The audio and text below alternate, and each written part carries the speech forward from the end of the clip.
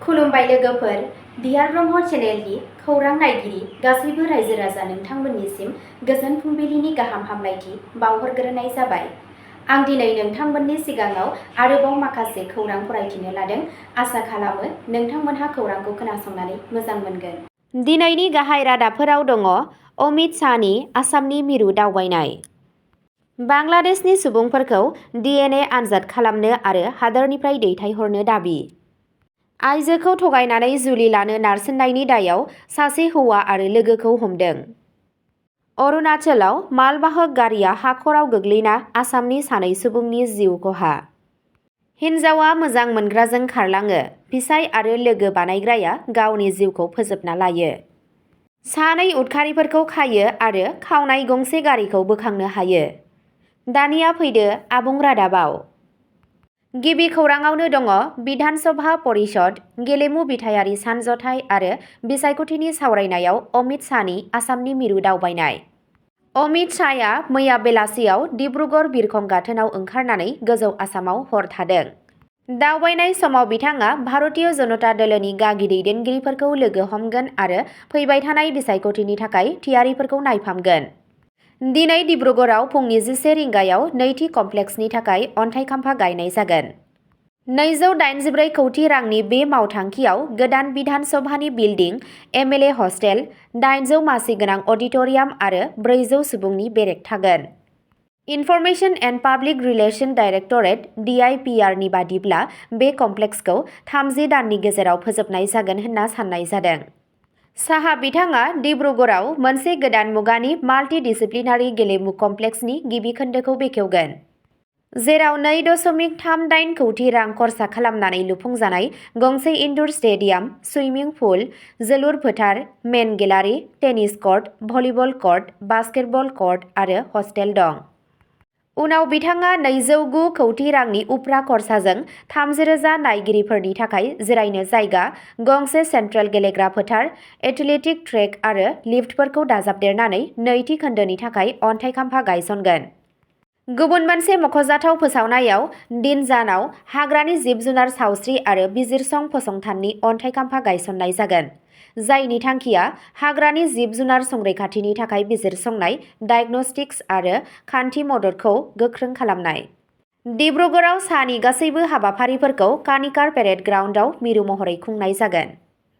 दिनै सुक्रुबाराव साहा बिथाङा मिसिं हारिनि मोनसे मैखोम हारिमुआरि हाबाफारियाव बाहागो लाहैनानै गाहाय आलासि महरै थाकोम मिसिं प'रिन केबां लाइमोन फोरबोआव बाहागो लानो थाखाय धेमाजि जिल्लायावबो दावबायगोन। मोनाबिलि 7 रिंगायाव सोनाब बंग फारसे थांनायनि सिगां हादोरसानि राजखान्थियारि थासारिनि सायाव सावरायनो थाखाय गुवाहाटीआव आसाम भाजपा गाहाय मावख'आव दावबायगोन। आसामनि गिबि मन्थ्रि हिमन्त बिश्व शर्मा, मिरु मन्थ्रि सर्बानन्द सन'वाल आरो बिजेपिनि गुबुन गागि दैदेनगिरिफोरा दावबायनायाव बाहागो लागोन। नैथि खौराङाव दङ बांलादेशनि सुबुंफोरखौ DNA आनजाद खालामनो आरो हादोरनिफ्राय दैथायहरनो दाबि। प्रवीण तगड़ियाया आसाम बिसायख'थिनि सिगां 50 लाख आयेन बेरेखा बांलादेशनि सुबुंफोरखौ DNA आनजाद खालामनो आरो बिथांमोनखौ हादोरनिफ्राय दैथायहरनो थाखाय दाबि खालामगासिनो दं। आसाम बिधान सभा बिसायख'थिनि सिगां मोनसे गोख्रों आरो राजखान्थियारि नोजोरजों बुंफबनाय बिबुंथियाव 29 जानुवारि बृहस्पतिबारखालि अन्तर्राष्ट्रीय हिन्दु परिषदनि दैदेनगिरि ड प्रवीण भाई तगड़िया बिथाङा बांलादेश हादोरनिफ्राय आयेन बेरेखायै हाबफैनाय सुबुंफोरनि हेंथायै हादोरसा सरकारखौ थाबैनो आरो गोख्रों राहा लानो खावलायो। बङाइगाव आरो चिरां जिल्लानि अन्तर माहारियारि हिन्दु परिषद आरो राष्ट्रीय बजरंग दलजों बङाइगाव आरो चिरां जिल्लानि बानजायनायाव बङाइगावआव थानाय अभयापुरी कला परिषद भवनाव खुंजानाय मावदांसाफोरनि जथुम्मायाव बाहागो लानायनि उनाव खौरां बिजोंजों रायज्लायनानै ड तगड़ियाया बिथाङा आसामाव आयेन बेरेखायै हाबफैनाय बांलादेशी हाबफैग्राफोरनि जेंनाखौ नोजोर होनानै गोख्रों बिबुंथि होयो। बिथाङा बे आयदाखौ सोलिबाय थानाय बिसायख'थि खान्थिजों सरजाबनानै बुङो दि जुदि 50 लाख आयेन बेरेखा बांलादेशीफोरखौ बांलादेश दैथायहरोब्ला आसामाव भटार फारिलाइनि स्पेशेल रिभिजन (SR) नि गोनांथि जानाय नङा। थामथि खौराङाव दङ सासे आइजोखौ थगायनानै जुलि लानो थाखाय नारसिननायनि दायाव गुड़गांवआव सासे हौवा आरो लोगोखौ हमनाय जायो। बुधबारखालि गुरगावआव बिहारनि सासे 25 बोसोर बैसोनि आइजोखौ थगायनानै गावनि सिनायथिखौ दोनखोमानाय, देहायारि गाग्लोबनाय आरो धोरोम सोलायनो थाखाय नारसिननायनि दायाव सासे हौवा आरो बिनि लोगोखौ खानाय जादों। दायनिगिरि आरिफ खान, जायखौ 35 बोसोर बैसोनि आरब मुङै मिथिनाय जायो, आरो बिनि लोगो 34 बोसोर बैसोनि तारिफ खान, सानैबो गुरगावनि सहना खाथिनि धुनेला गामिनि थागिरि। मंगलबारखालि भुगिनांनाय सुबुङा होनाय अजदनि उनाव बिथांमोनखौ केस खालामनाय जादों। पुलिसआ फोरमायनाय बादिब्ला साथाम गथ'नि बिफा आरिफआ आरब होननानै फाव खालामनानै आइजोखौ जुलि लादों। बेनि उनाव बिथाङा बिनि नखरा बिखौ मुस्लिम धोरोमाव सोलायनो थाखाय नारसिनदोंमोन। पुलिसआ फोरमायनाय बादिब्ला 2022 मायथाइनि 4 नबेम्बरखालि सानैखौबो गंसे मन्दिराव जुलि होदों। जेब्ला आइजोआ गोर्बोआव दंमोन अब्ला आरिफआ बिखौ एबर्सन खालामनो थाखाय नारसिनदोंमोन। जेब्ला डक्टरफोरा बिथांमोनखौ बुङो 6 दाननि गोर्बोखौ फोजोबनाया खैफोद गोनां जागोन, अब्ला आरिफआ बिथांखौ देहायारि गाग्लोबदोंमोन होनना पुलिसनि बुंथिगिरिया बुङो। अजद होनाय बादिब्ला आरिफआ आइजोखौ गुरगावनि गंसे प्राइभेट हस्पिटालाव थिसनदों आरो उनाव ओंखारलांदोंमोन। पुलिसआ फोरमायनाय बादिब्ला आइजोआ 2023 मायथाइनि आगस्त दानाव सासे हौवासाखौ जोनोम होदों। 2023 मायथाइयाव आरिफआ आइजोखौ धुनेला गामिसिम लानानै थांदों, जेराव बिनि बिमा, बिसि, फंबाय आरो गुबुनफोरा बिखौ बुदों आरो धोरोम सोलायनो थाखाय नारसिनदों। गावनि रैखाथिखौ गिनानै बियो बिहाराव थानाय गावनि बिमा-बिफानि न'सिम खारलाङो। बियो गथ'खौ बैयाव गारनानै गुरगाव सोहोराव फैफिनदोंमोन। पुलिसनो होनाय अजदआव आइजोआ अजद होदों दि बे बोसोरनि 26 जानुवारि खालारखालि आरिफआ गावनि भारा न'आव थांनानै बुदोंमोन आरो धोरोम सोलायाब्ला बुथारगोन होननानै हुमखि होदोंमोन। अजद होनाय बादिब्ला बिथांखौ गोब्राबै जोखोम जानायनि जाहोनाव देहा फाहामसालियाव थिसननाय जादों। 27 जानुवारि खालि बिथाङा पुलिसनो अजद होदों आरो गुबै दायनिगिरि आरो 6 गुबुन सुबुंफोरनि हेंथायै इन्डियान पेनेल क'ड आरो Haryana prevention of unlawful conversion of religion act 2022 नि सेक्सननि सिङाव एफआइआर रेजिस्टार खालामनाय जायो। ब्रैथि खौरांआव दङ अरुणाचलाव मालबाहक गारिआ हाखराव गोग्लैना आसामाव सानै सुबुंनि जिउ खहा।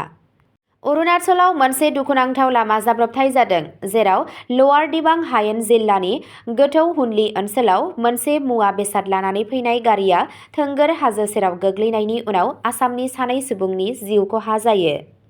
मावख'आरि सुलुंनिफ्राय मिथिनाय बादिब्ला बे जाब्रबथाया 25 जानुवारि खालि जादों, जेब्ला टिसिआइ कम्पानिनि थाखाय कनसाइनमेन्ट लानानै टाटा इन्ट्रा एबा टाटा मेजिक गुड्स गारिआ आसामनिफ्राय अनिनि फारसे थांगासिनो दंमोन। खौरां मोन्नाय बादिब्ला गिख्रंथाव माय'दिया स्ट्रेट्सखौ बारनानै गारिआ कन्ट्रल खोमानानै हुनली खाथिनि मोनसे गोथौ हाखराव गोग्लैदों। बे जाथाया सोराङाव फैयो जेब्ला गारिआ सानथामसिम फैफिनाखैमोन, जायनि जाहोनाव नखरनि सोद्रोमाफोरा तिनिसुकिया सदर पुलिस थानायाव गोमानायनि अजदखौ होयो। अजदनि सायाव राहा लानानै पुलिसआ नागिरनायनि अपारेसन जागायो आरो उनाव अरुणाचल प्रदेशनि हाजोनिफ्राय गोग्लैना थानाय गारिखौ ट्रेक खालामो। थैनाय सुबुंखौ मनज शाह होननानै सिनायथिनाय जादों, जाय गारिनि सालायगिरिमोन आरो तिनिसुकियानि देबीपुखुरीनि साखाथियाव गंसे भारानि न'नि थागिरि, आरो गुबुन सासे सुबुंखौ आसामनि माकुमनि थागिरि छेत्री होननानै सिनायथिनाय जादों। बाथि खौरांआव दङ कर्नाटकनि दावनगेरेयाव गावखौ फोथैना लानाय। हिन्जावआ मोजां मोनग्राजों खारलाङो। फिसाय आरो लोगो बानायग्राया गावनि जिउखौ फोजोबना लायो। कर्नाटकनि दावनगेरे जिल्लायाव समबारखालि जुलिनि दानथामनि गेजेरावनो बिसिया गावनि अनजालुजों खारखोमानायनि उनाव गावखौनो फोथैना लायो। बे जाथायनि बागै मिथिनो मोननानै हिन्जावनि बिगुमै, जाय हाबाखौ थि खालामना होदोंमोन, बिथाङाबो गावनि जिउखौ फोजोबना लादों होननानै अजद होनाय जादों।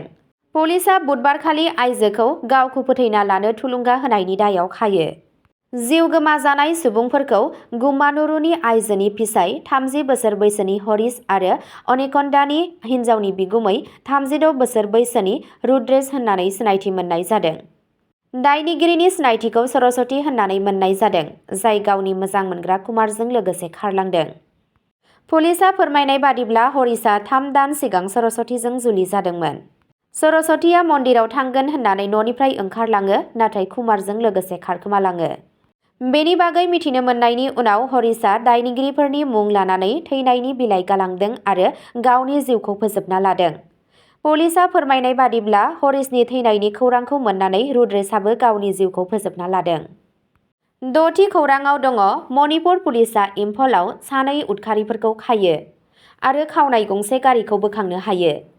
मावख'गिरिफोरा फोरमायनाय बादिब्ला मणिपुर पुलिसआ 28 जानुवारि खालि इम्फलाव गुबुन गुबुन अपारेशनाव बन्द खालामजानाय कांग्लिपाब कमिउनिटि पार्टी सिटि मैथैजों सोमोन्दो थानाय सानै उदखारिफोरखौ हमनो हायो आरो खावनाय गंसे साखा खबनैखौ बोखांनो हायो।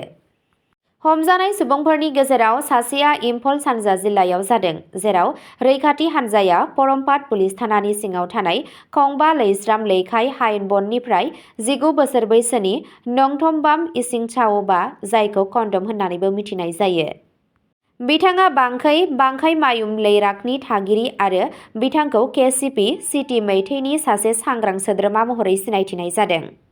इम्फल सोनाब जिल्लायाव पुलिसआ गुबुन सासे सन्देह गोनां केसिपि सिटि मैथैनि सोद्रोमा 22 बोसोर बैसोनि लंजाम नेलसन सिंह, जायखौ थयबा होननानैबो मिथिनाय जायो, लामफेल पुलिस थानानि सिङाव थानाय थांमैबन्द हिजाम दिबान लैखायनिफ्राय खायो।